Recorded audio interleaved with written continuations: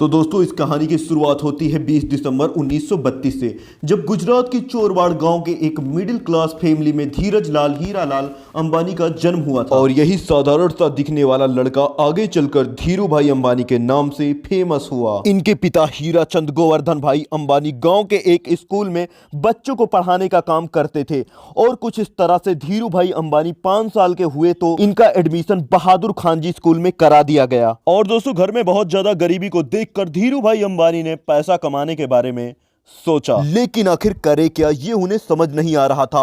और इसी तरह वो काम की तलाश में इधर उधर घूमते रहे और फिर इसी टाइम पर वह अपने गांव के एक मंदिर पहुंच गए। और धीरू भाई ने सोचा यहाँ खड़े खड़े लोगों को भूख तो लगती ही होगी, क्यों ना इस मौके का फायदा उठाकर यहाँ पकौड़े बेचे जाए। और उन्होंने पॉकेट मनी के सारे पैसे गुल्लक फोड़कर निकाला और ठेला खरीदा और मंदिर के पास ही पकौड़े बेचने लगे। अब दोस्तों इस धंधे से इन्हें शुरुआत में तो बहुत प्रॉफिट हुआ, लेकिन कुछ समय के बाद जब श्रद्धालुओं की संख्या कम हुई तो इनकी आमदनी पूरी तरह से खत्म हो गई और इन्होंने इस काम को बंद करके सारे पैसे बैंक में जमा करवा दिया और वो फिर किसी दूसरे काम की तलाश में लग गए। और फिर उस दौरान उन्होंने देखा बहुत सारे लोग यमन में काम करने के लिए जा रहे हैं और आज से पहले जो भी वहां गए थे उनकी फाइनेंशियल कंडीशन काफी अच्छी हो गई थी। लेकिन इसके पीछे की वजह क्या थी, इसका जवाब ढूंढने पर धीरू भाई अंबानी को पता चला कि यमन में इंडिया से कई गुना ज्यादा पैसा बनता है। इसीलिए धीरू भाई अंबानी 1950 के दौरान महज 17 साल की उम्र में अपने बड़े भाई रमणीक लाल के पास यमन चले गए। वहां पहुंचने के बाद से ही रमणीक लाल ने एबेसेन कंपनी पेट्रोल पंप पर धीरू भाई अंबानी को काम दिला दिया और यहां पर काम करते हुए उनकी सैलरी 300 रुपए हर महीने की थी। अब दोस्तों इस पेट्रोल पंप पर काम करते टाइम धीरू भाई अंबानी लोगों को कोई अलग अलग प्रमोशन मेथड से इंकरेज करते थे कि वह ज्यादा से ज्यादा पैसों का पेट्रोल डलवाएं। उनके ऐसा करने की वजह से पेट्रोल पंप का रेवेन्यू काफी ज्यादा बढ़ गया और उनके इस काम से खुश होकर उन्हें पेट्रोल पंप का मैनेजर बना दिया गया। अब क्योंकि प्रमोशन होने की वजह से पेट्रोल पंप पर काम करने के बाद भी धीरू भाई के पास काफी टाइम बच जाता था, तो उन्होंने सोचा कि इस खाली टाइम में क्यों ना एक जॉब कर ली जाए। और फिर ऐसा सोचकर वह एक जगह पर क्लर्क के तौर पर काम करने लगे। अब दोस्तों हम इंडियन दुनिया के किसी भी कोने में चले जाएं पर अपनी चाय की आदत को नहीं बदल सकते और धीरू भाई को भी चाय पीना बहुत पसंद था।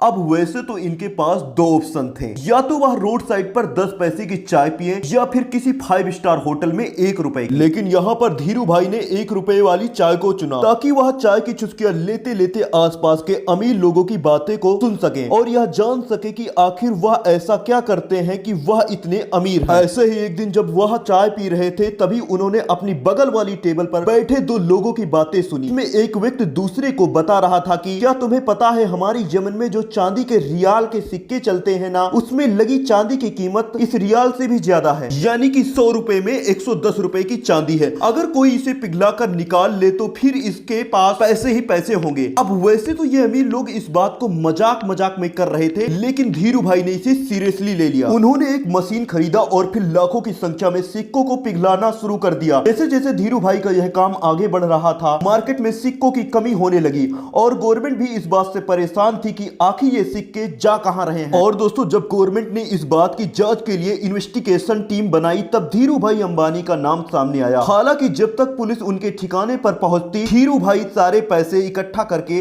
वहां से इंडिया जा चुके थे। दोस्तों यमन से वापस आकर कुछ समय गांव में बिताने के बाद उन्होंने कोकला बहन से शादी कर ली और फिर उसके बाद अपना बिजनेस स्टार्ट करने के लिए मुंबई चले गए। 1958 में इन्होंने 50,000 की पूंजी के साथ रिलायंस कमर्शियल कॉर्पोरेशन नाम से ऑफिस खोला और मसालों का व्यापार करने लगे। कुछ समय के बाद उन्हें पता चला मसालों के बजाय अगर सूत का व्यापार किया जाए तो उसमें ज्यादा फायदा होगा, लेकिन प्रॉब्लम यह थी कि उनके पास इस व्यापार के लिए पर्याप्त पैसे नहीं थे। इसीलिए उन्होंने अपने कजन चंपक लाल दबानी के साथ मिलकर व्यापार करने को सोचा, जो पहले उन्हीं के साथ यमन में रहा करते थे। लेकिन जब उन्होंने इस इंडस्ट्री में इंटर करने को ट्राई किया तब उन्हें पता चला कि यहाँ पर व्यापारियों ने एक यूनियन बना रखा है और वो सभी मिलकर किसी भी नए व्यापारी को इस इंडस्ट्री में इंटर नहीं होने देते और अगर किसी को इंटर करना भी है तो उससे पहले यूनियन के लीडर से परमिशन लेनी पड़ती है। इस तरह से नए फील्ड में उतरना धीरू भाई अंबानी के लिए काफी चैलेंजिंग हो गया था। हालांकि काफी मेहनत के बाद उन्हें यह परमिशन तो मिल गई, लेकिन इसके बाद उन्हें पता चला कि वह जिस फैक्ट्री से सूत खरीद रहे थे उन्होंने भी एक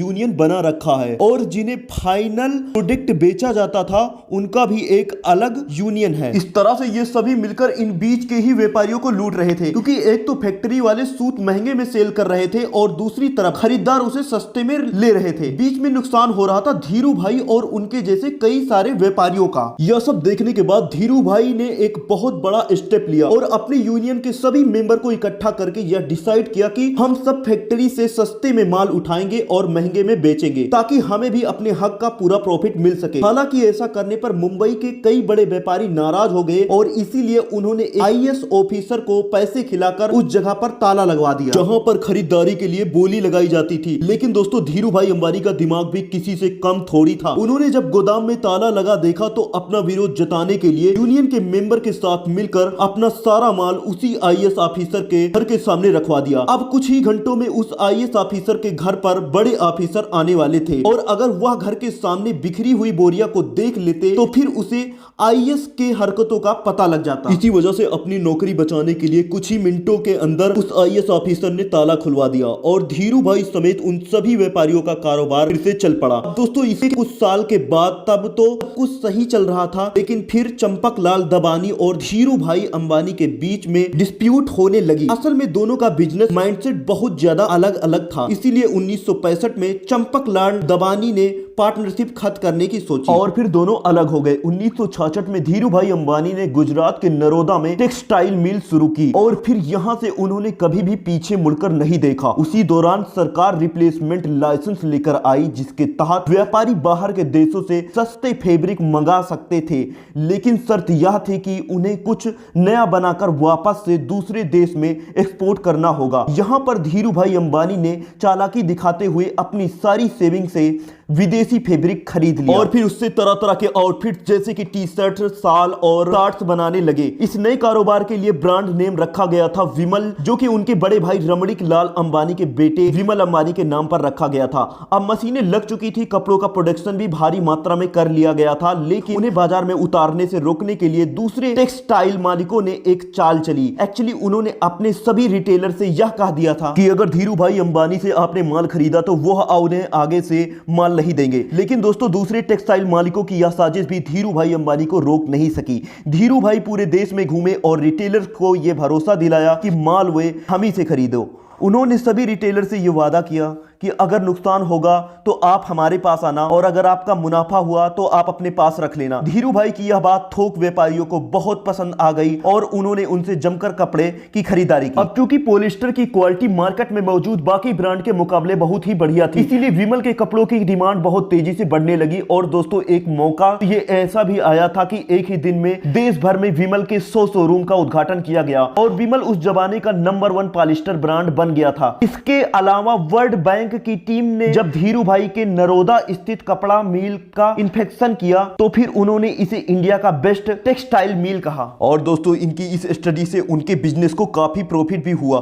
साथ ही विमल देश सहित विदेशों में भी अपनी अच्छी पहचान बनाने में कामयाब हो गया। इस एरिया में मिली सफलता के बाद धीरू भाई अंबानी ने धीरे धीरे कई और भी दूसरे सेक्टर में अपने बिजनेस को एक्सपोर्ट करना शुरू कर दिया। दोस्तों धीरू भाई ने कुछ इस प्रकार जो मैंने वीडियोज में बताया है अपने माइंडसेट के दम पर सक्सेस को पाया है और इनकी सक्सेस इनकी मेहनत के दम पर और जज्बे के दम पर सफल हुआ है। तो ऐसे ही और भी बहुत सारे सक्सेसफुल लोगों की स्टोरी आप लोग देखना चाहते हो तो कमेंट कर दो और मैं नेक्स्ट वीडियो ज़रूर लेकर आऊँगा। अगर वीडियो पसंद आती है तो लाइक के साथ साथ चैनल को सब्सक्राइब कर लो। हमारे जो है चैनल पर और भी काफ़ी सारी वीडियोज़ पड़ी हैं, उनको देखो, बहुत ही पावरफुल वीडियो है। बहुत बहुत धन्यवाद।